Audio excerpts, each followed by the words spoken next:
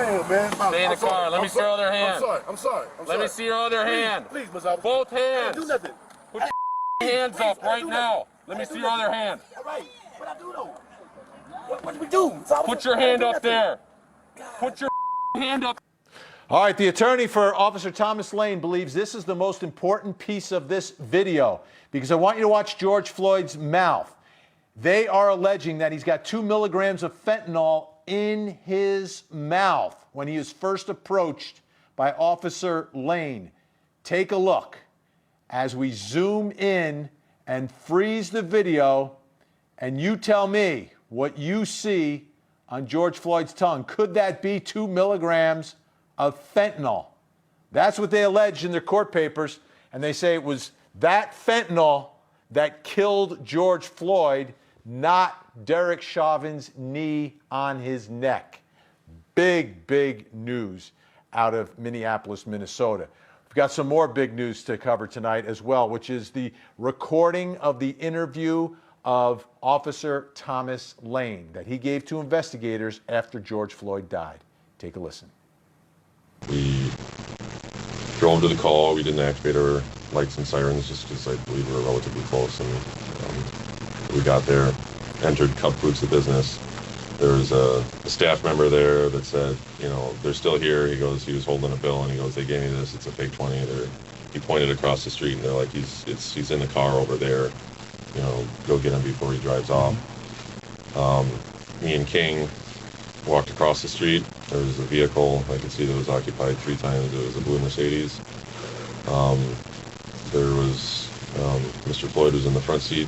As I was walking across the street to get to the vehicle, I could see the front seat passenger look back and see us, and I believe the driver as well looked back.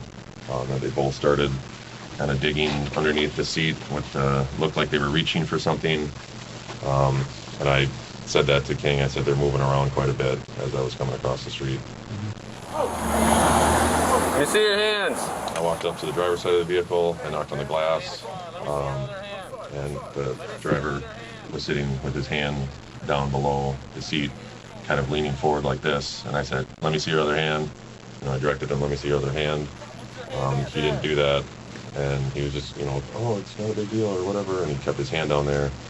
And he just glanced back. So I took my gun out and, you know, and I said, let me see your other hand. Put your hand up. Gave him commands to do that. I'm not sure how many. I think I gave a few. And I don't know why, but he quickly went like this, like pulled his hand out real fast. And I kind of like took a step back and was like, you know, what are you doing? And I directed him to put his hands on the wheel. He did. I think he had opened the door initially too. I didn't open it, but he had opened it and kind of started to step out. And I was like, no, like, what are you doing? So once he had his hands up there, I put my gun away, and I was telling him, you know, put your hands on top of your head. We've been trained in the academy that, you know, when you get someone out of the vehicle, you have them put their hands on their head. You grab the top of their hands and you have them step out and face away from you, and then you can handcuff them from there. He wasn't really complying with that, or was just, you know, saying, oh, I got shot like this or something.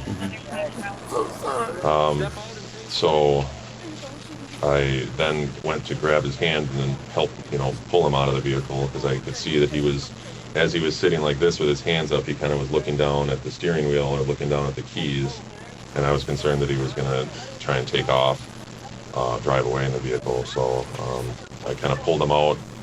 While he was doing that, he started trying to turn around, so I pushed him forward into the door frame, which is another thing we were taught to do if someone's not complying. King came around, and he, you know, was trying again to kind of turn around on me, and I was, you know, just trying to keep him pinned in the door, because I didn't know, typically if someone's trying to turn around and face you, they want to either, you know, run or punch you or do something. So King came around, and we ended up getting him handcuffed. Then while we were kind of struggling with him to get him handcuffed, the other 2 passengers stepped out of the car. So I could see that was happening. So I walked around after he was handcuffed. I walked around to the other side and told them, you know, step up against the wall, drop the bag. We need to figure out what's going on here. And Officer King brought him brought Floyd around and had him sit on the sidewalk. I ID'd those two. Since we had 3 people and only us 2 officers, I was like, we should put him in the car. We're going to get him secured. I wanted to come back and search the car and try and figure out what was going on and why he was digging around, or if there was something he was trying to hide under the seat. And then get the other 2 people ID'd. They seemed compliant, so I was like, I told them stay there. So we walked Floyd across the street, and he was kind of trying to, drag his feet, or, I don't want to go in there, I'm not going in there, it's not me. And we got to the car. He was kind of pushing back when we were trying to search him, just because you have to search people before you put them in the back of your squad car. I believe when we were searching him, a park officer arrived, and I directed him. I could see that people kind of start walking, the 2 people that we hadn't identified yet. They were by the car walking back towards the car, and I said, watch the car, don't let them go anywhere, don't let them go back in the car, because I don't know what's in there. I believe it was at this time that King found a pipe in Floyd's pocket, and he handed it to me, and I set it up on top of the vehicle. Floyd we tried to get him to sit down in the car, and he said he was claustrophobic. Don't put me in there, don't put me in there. We're like, dude, you need to get in the car. You got to get secured in here, and we need to figure out what's going on.